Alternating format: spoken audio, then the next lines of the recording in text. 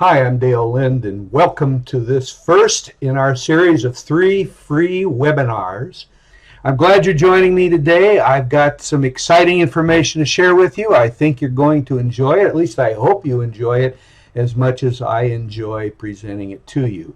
Because the information I'm sharing with you is based on my more than 40 years experience as a leader in a variety of leadership situations, stretching all the way from the very beginning, right out of college as a head teacher in a small private school, right on up to the CEO of a multi-million-dollar corporation with several hundred employees.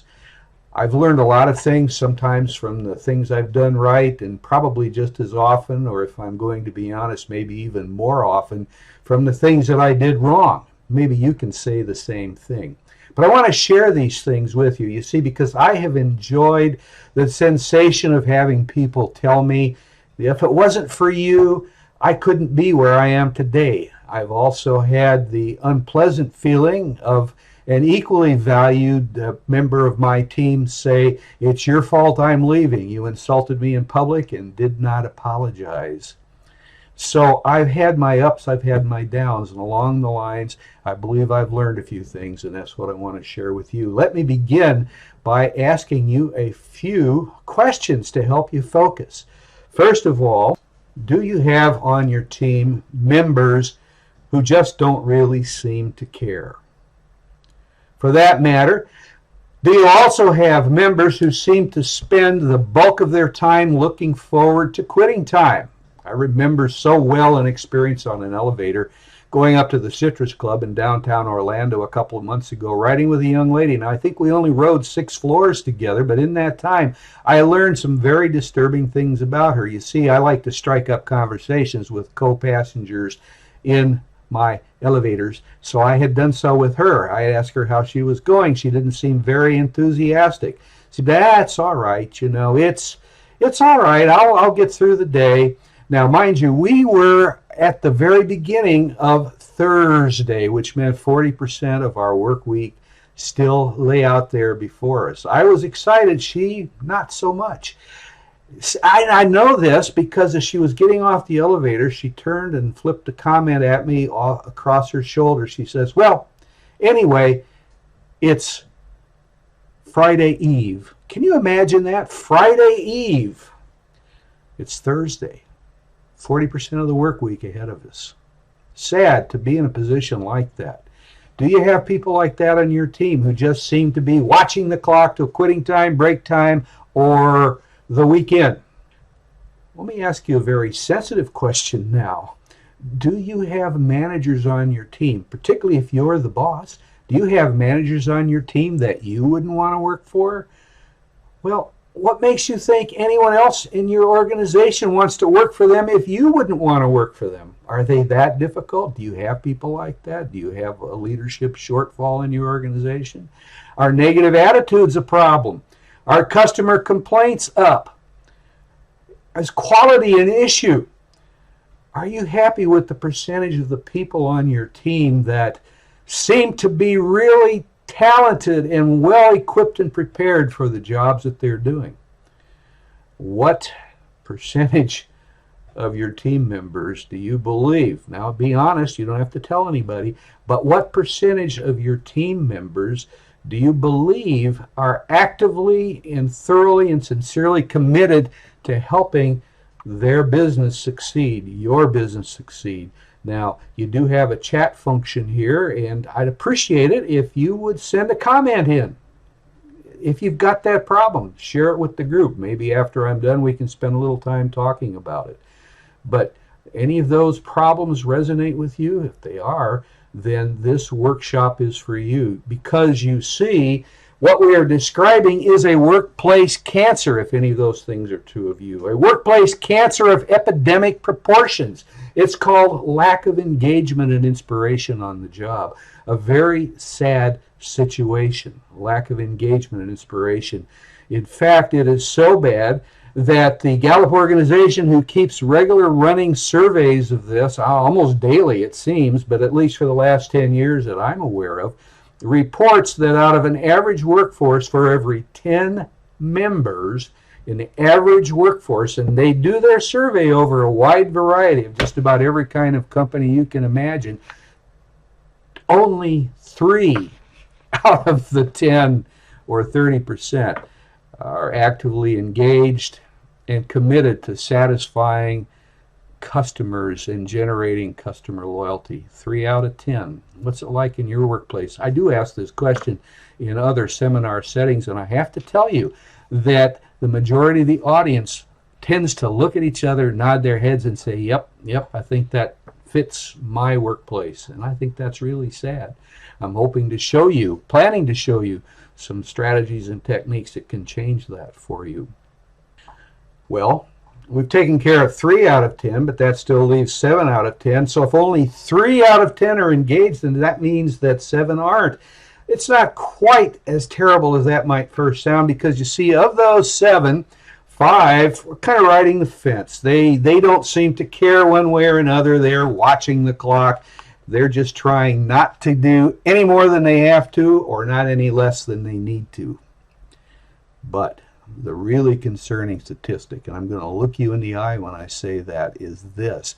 2 out of every 10 workers are actively disengaged. And what can that mean? That can mean sabotage, either by direct conscious strategy or inadvertently due to lackadaisical, uncaring, lack of caring, lack of commitment, actually dislike of the company, and maybe even you. With any luck, they'll leave, though they don't always leave. I'm reminded of 2 large hospital systems here in the Orlando area, probably 5-10 years ago, that decided to launch significant hiring and recruitment bonuses. They spent millions of dollars on each side, and when it was all over, they had just changed or exchanged, I believe, that bottom 2% with each other. They each, or 20% with each other. They had each inherited the other's employees that the other was glad to see gone. So I conclude a couple of things. Engaged employees can help your business grow. You see, the level of engagement that your staff demonstrates to your customers is the primary determining factor over whether they're going to be loyal to your business. And loyalty means they're going to tell their friends, they're going to come back, they're never going to think of going anywhere else but you. And whether or not you have that kind of experience with your staff and your customers depends on how good the customers feel about working with staff. Specifically, if your staff is showing the customer that they like what they're doing and enjoying their job, then the customer's going to have a good time too. I do go, my favorite restaurant in Apopka, Florida, Argos Family Diner. I'm there 3 or 4 times a week, and I have to tell you, the food is consistent. It's almost always good, but I go there for the people. When I go in that door, I feel like I am going to have breakfast with friends. I know all the waitresses. I like them all. I try to work my way around to the waitresses. Everybody gets a chance to serve me. I think I'm a fairly decent tipper, so it's probably a good thing that I do that. But I go there for the people. The owners have created a tremendous environment there, and it feels like family going in there. And to the extent that when someone suggests we go somewhere else for breakfast, I just don't see it. That's the place for me. I'm loyal. So, but disengaged customers can put me out of business. If I don't like the service, I don't go back. If I don't like the quality, I don't go back. And in this, whether you've got your 30% engaged and excited, doing all the work and all the business, at least 80% of the work being done by 30% of the people, and you've got the 50% who are just doing the bare minimum, and you got the 20% who are just probably hurting you in some way, you probably pay them the same. Let me put it to you this way. It is entirely probable that you are paying good money to people whose goal it is, whether they know it or not, to put you out of business. Does that make sense? Pay people to put you out of business? I don't think so. But why does this workplace cancer exist? The number one reason, there are several, but the number one reason is poor relationships between supervisors and staff. let's go back to what I said a few moments ago about customer loyalty, the importance of loyalty of customers being determined by how loyal and happy staff seem to be with their job. Well, now it turns out that your supervisors control how satisfied their staff is, and you need to be putting a lot of effort into your leadership. And that's what I want to share with you, some specific tips that you can use to create an engagement and inspirational environment in your workplace. My definition of effective leadership is the ability to inspire individuals and teams to want to, get that want to, by choice, follow the leader to places and levels they wouldn't or couldn't go alone. But what kind of tools do you need? I hope you don't think I'm making this up, but the number one place to start is with a concept that we'll call alignment. That's ALIGNMENT, or at least I think it is. Isn't that how you spell it? I believe it is. Alignment of the vision and purpose of the company with the vision and purpose of each individual employee. It's not enough just to create a nice written vision statement and hang it on the wall for everyone who comes through the door to see what a wonderful place you are, because all too often there is a distinct experiential gap between the stated vision of what a company does and how it serves and the customer experience.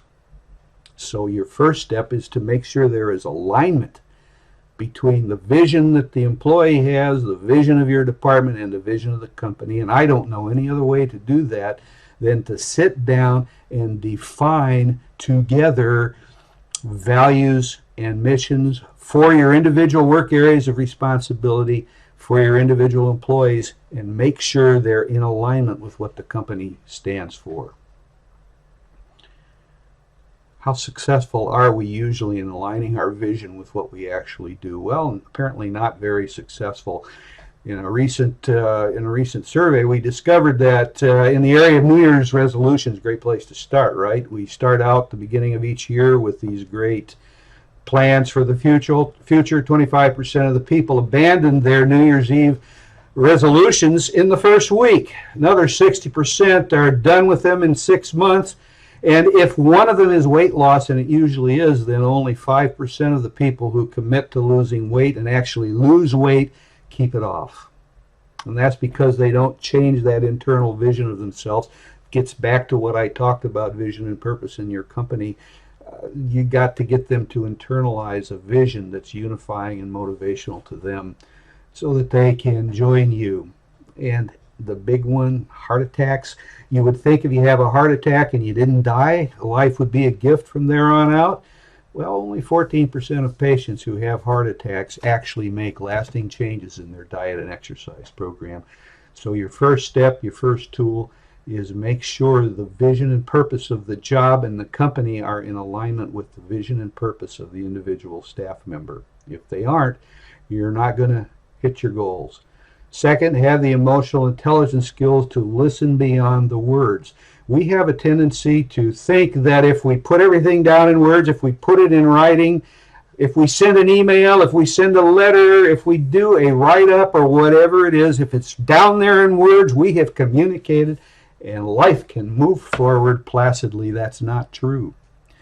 Communication experts tell us that words actually only account for 7% of the conveyance of meaning. Where does the rest of it come from? Well, 38% comes from body language and 55% comes from the tone of the voice. Isn't that amazing?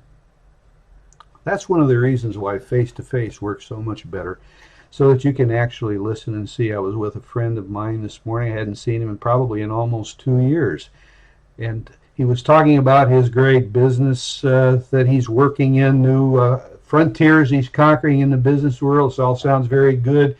He travels all over the world. He lives a life that most of us could only dream of. But I was looking into his eyes, and there was a sadness there. I sensed that. I spoke to him after the meeting and said, I think we need to talk, not for me, but for you. He hugged me. He agreed, because I had tuned into his emotions. What about negative attitudes? Make them performance issues. Negative people are driving business away from you. They're also hurting the morale of your existing staff. So make negative attitudes a performance issue. In fact, I will be, if I haven't done so already, offering you a copy of my negative attitude elimination plan. I believe it was one of the downloads you were able to make when you signed up for this. Use each mistake, each error as a learning opportunity. That's really what mentoring and coaching is all about. Instead of just simply writing someone up, lecturing them, listen to them, get them to recognize that they need to make a change, and then show them how, tell them how, demonstrate for them, let them demonstrate for you, and you'll be successful. Use fun-based incentives to achieve targets that you've set aside for yourself. Maybe it's reducing on-the-job injury. I've seen those kinds of things go very successfully. I believe I'm offering you the manual for my Race for Safety program. You're welcome to have that. Have a clearly defined system of performance-based rewards and consequences. A good motivational system has appropriate penalties for poor performance, the coaching that we talked about earlier, but more importantly, maybe the rewards for good performance. And the sooner to the time of performance you can insert those rewards, the better off you're going to be. And then finally, where I want to spend the remaining minutes of our time together, have a process for matching talents and preferences of the individual with the natural talent needs of the job. Talk more about that in the third webinar, but now I want to introduce you to my laser talent discovery tool, show you how simple it is to use, and then show you in a case study what it taught me about myself. I hope you'll benefit from it. That's coming up right now. Let's introduce the laser talent discovery tool that I've been talking about with a look at talent versus experience. When it comes to success, what we know is that talent is a gift that can be developed, but it can't be taught. It's wired right into your DNA. A lot of research shows that you are born with specific propensities and gifts and talents to do certain things better than others. So talent is a gift. You can develop it, but you really can't teach it. And if you work outside your natural talent zone, no matter how good you get, you could always have been better and happier if you'd found something within your talent development zone. Second thing we look at is experience is important, but experience without talent is often wasted time. I like to watch Hell's Kitchen with Gordon Ramsay, bad language notwithstanding. But I love what I can learn about cooking and human behavior. In a recent competition, one of the participants, in fact the oldest, most experienced participant in the group, was a chef named Richard. He'd been a chef, I believe, for over 20 years. He made it halfway through the competition, and when Gordon Ramsay eliminated him, he said this: "Chef Richard is by far the most experienced chef in this competition, but he proved conclusively tonight that he has absolutely no talent for cooking." See, imagine that. Spend half your lifetime, your professional lifetime, working at something you don't have a talent for. Very sad. Maybe he was a good line cook. Maybe he's a good home cook. But in the world of professional chefs, he just didn't have the talent to match his experience. Talent always trumps experience. You can't teach talent, but you can give people training and experience. That there's a widespread talent problem in the world. Less than 30% of the workforce gets to use their best and most valuable, most preferred talents regularly on the job. Kind of sad, isn't it? And if they aren't doing what they love and what they are naturally gifted to be good at and what they actually enjoy, how engaged can they be? And after all, lack of engagement is the workplace cancer we're trying to eradicate in this series of webinars. Well, let's take a look at my laser talent assessment tool. First of all, it's a 4-factor personality classification system, and we have 2 physicians, one Greek, Hippocrates, more famous for the Hippocratic Oath that doctors take, and a few hundred years later, a Roman physician, Galen, picked up on his work and developed it even further. And to this day, all personality classification systems trace their roots back to the work of these two ancient physicians. Now, here are my 4 factors. First, captain. That's all about action. Those are the drivers, those are the personality drivers that create action, instill a desire to be in control, to seize opportunity, to act with independence. Then there is the cheerleader. This is all about socialization, fun, harmony, variety, relationships. Then there is the stabilizer, all about constancy, consistency, routine, dependability, and predictability. And finally, there is the server, all about service, quality, perfection, getting it right, being formal, creativity, and affection for details. But don't fall into the trap that, sadly, I know you will, of calling yourself either a captain, a cheerleader, a server, or a stabilizer based on what you discover in the next couple of charts. Because really, there's an interaction between the 4 factors. The server drives the captain, depending on how strong it is, or maybe the captain drives the server. If the captain is stronger and the server wants to be a perfectionist and the captain wants action and to get it done, so there will be that type of interaction. Or maybe the cheerleader, let's have a little fun, to the serious side of us, the server side that wants to focus on the task and perfection and details, and the cheerleader side of us just wants to have fun. So there will be that interaction. And I'll give you an opportunity later on to learn more about how all of this works. I have 2 different forms of the test. The first is my manual test. This is done for seminar settings, and you might get to use this test if you follow on in my series of webinars after the 3 free ones that we're working on are over. It's a pretty practical test. Here's the test over here, 64 phrases. You just select the one that is, you select each one that is like you most of the time. Mark it. I like to use a 1 because some of my tests are computerized and they like math. Computers love math. So you'd go down here, you'd mark each one that is true of you. For myself, I would mark this one here. I do adjust and fit in well, but not always careful with my details, not cautious or prudent always. So I wouldn't mark those. I don't consider myself particularly competitive, but I am usually confident. I'm not good at conserving resources. My bank account can tell you that. But anyway, here's the scoring sheet. When you're done, you come over here and you will notice that these boxes here correspond to these boxes here.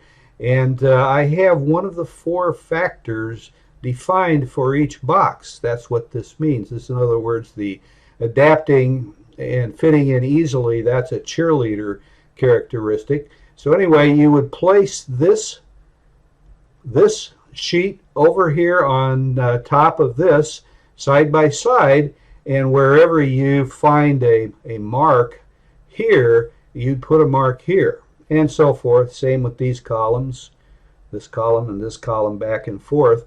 And then when you're done, you would count up the number of times you marked cheerleader, the server, the stabilizer, and the captain, enter your totals here, and even create a little graph for yourself. If you're visually astute, I'll show you my graph. It looks something like this. Oh, starts here at about a 10 on the captain side, and it works up to the maximum on the server side, or cheerleader side, down pretty low, almost to the bottom on the stabilizer side, and then a little bit higher on the server side. So we would need another set of charts to understand what that means. So let's take a look. You get charts that look like this, and you'd find the one you scored the highest in. In my case, it would be the cheerleader. I would check every one that's true of me, and again, in my case, I would check them all. I would check quite a few in Captain because that's my second highest. Hardly any over here in Stabilizer, though I am working on being better at some of these things. I do need repetition, for example, or if I didn't have it. In other words, I have to set up my gym bag in exactly the same way every day, or I'm going to go off without important things like clean underwear or socks. Probably didn't want to know that. And I don't have much that I check over here. So you consider this for a moment and decide where you might fit in. Now there is my online laser talent discovery tool. I want to just give you a quick look at that because it does work off my website, and all you need to get started is your name. That's very important. It won't let you move forward without that. Your email address. If you don't give me that, I can't contact you with your results. Same scoring. If it's like you, you'd mark the 1. If it's not like you, you mark the 0. And you'll notice down here there are 124 of these words altogether, which these are the first 4. They're all arranged in alphabetical order. You might get an opportunity to, I know we're going to offer you the opportunity later on to get this particular survey, and it's very helpful. In fact, let me show you what it can teach you. This is me.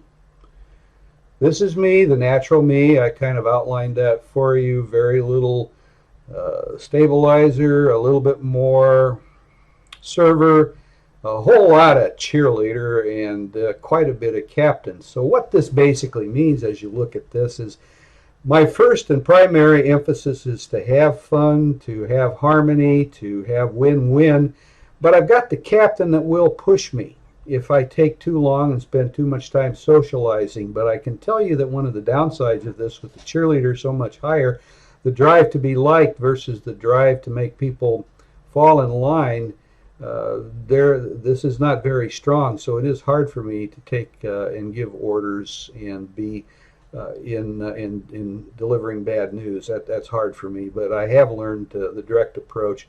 Can't really deal with routine at all, detail, paperwork, repetition. A little more tolerant of quality, getting it right. I like to build furniture, and what I tell people is I really enjoy creating the furniture, putting it together. Don't even mind the coat of stain. Don't even mind the first coat of lacquer. But after that, I don't get to see much change, much variety. I don't have much fun, so it's hard for me to move forward. Anyway, this line here represents the needs of my job at a certain point in time. In other words, my job said, look, you're not all that strong in take charge. I mean, you're not overly strong most of the time, but you need to stop and listen to other people a little bit more instead of charging ahead on your own.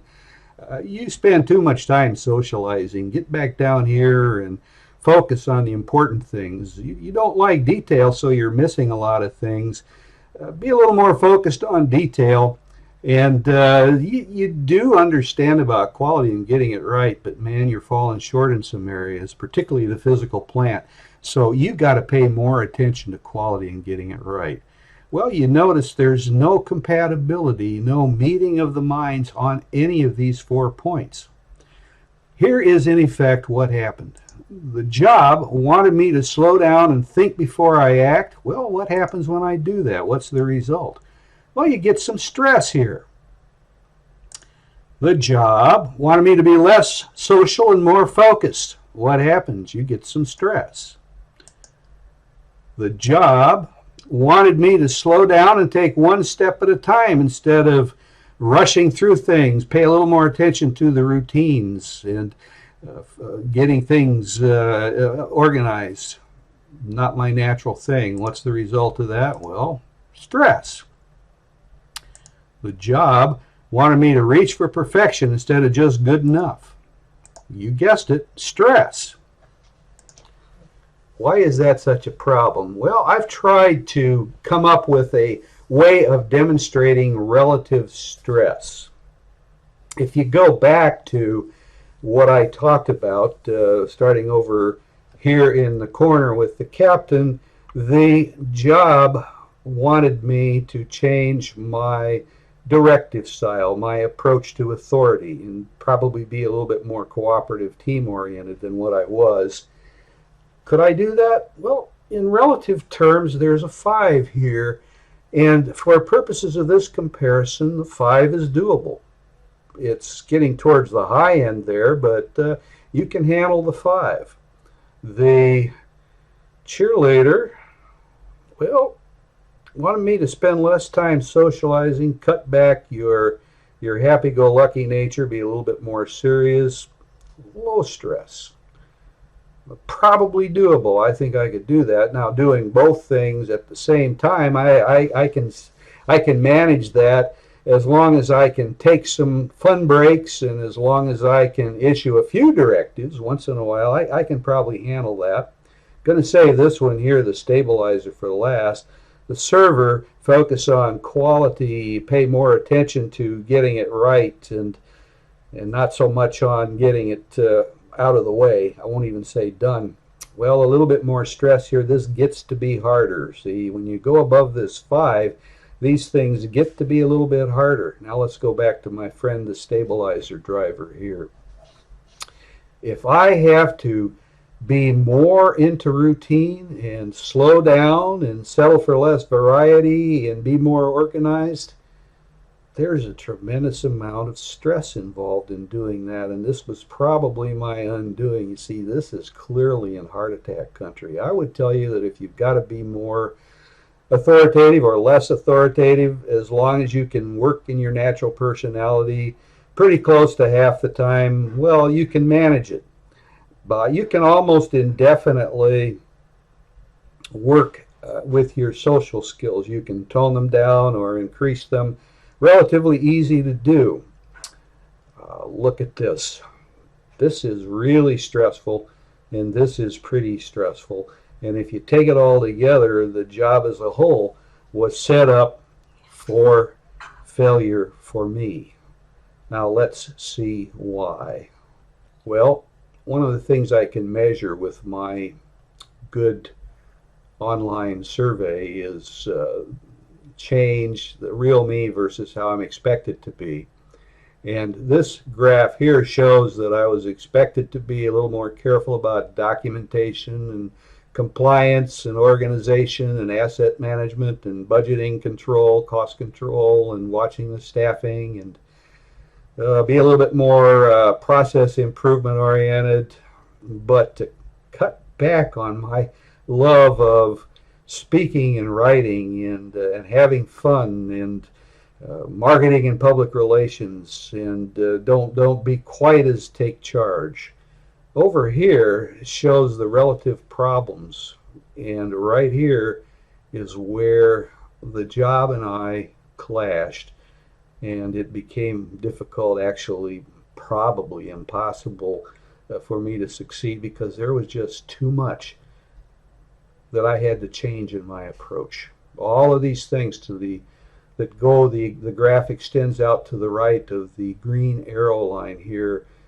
This is all heart attack country. In other words, to do these things so far outside my natural personality that probably couldn't have done them all, couldn't have handled this much change.